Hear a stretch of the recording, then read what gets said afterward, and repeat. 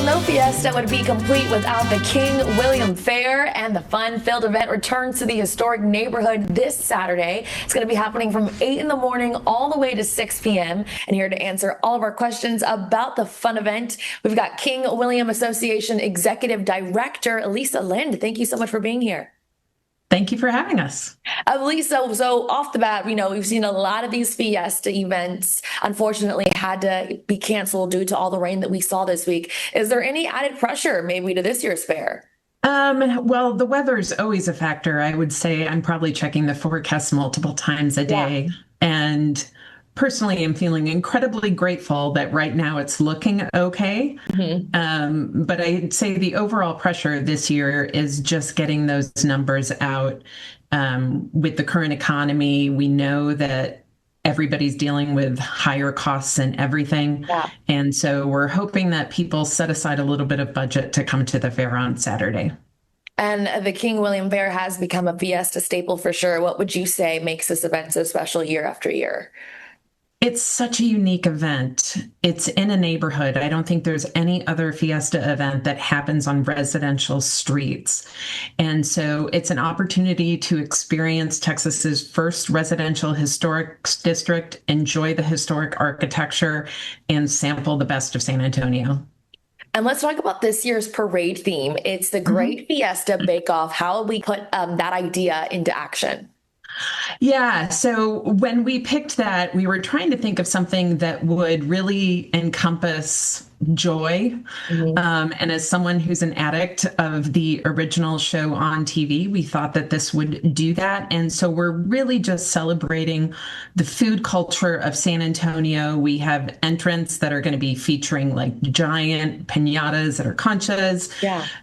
Stuff like that. A lot of our parade entrants have really embraced the theme, so I'm excited to see how it all translates. Lisa, I saw a stat that said that there are 39 beers that are being sold per minute. Tell us about the energy of this event. The liveliness, the energy, people are ready to come support and have a great time, I bet. Yeah, well, the sale of beers goes along with the temperature of the day. Right now, it's looking to be a really warmer day on Saturday, much better than earlier this week. So I would say, though, for the most part, people really drink responsibly at our event. It's a daytime event, so things definitely start ramping up the later we get in the day. But yeah, it's one of our best moneymakers, certainly. And the fair supports the community in a big way. Can you talk about how these proceeds make an impact? Yeah, absolutely. So a percentage of every single fair goes to our grant making program, and our grant making program has already given out over its lifetime close to $900,000 to area organizations. These include art organizations.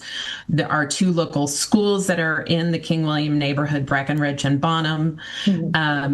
We've started expanding our scope, so we accept applications from organizations that are outside the immediate area. It's our way of giving back to the city of San Antonio. Is there any before you go tips that you have for our viewers? Definitely encourage people to buy tickets in advance. I will say, if you're wanting to just come for the parade, we have free viewing areas along Adams and East Gunther. If you want to view it in the in the fair zone, you will need to have an admission wristband. We're super excited. We've got 200 arts and craft vendors. We've got 5 stages, 38 different entertainment acts. My personal favorite, though, is certainly the parade. So it's just going to be a fabulous day.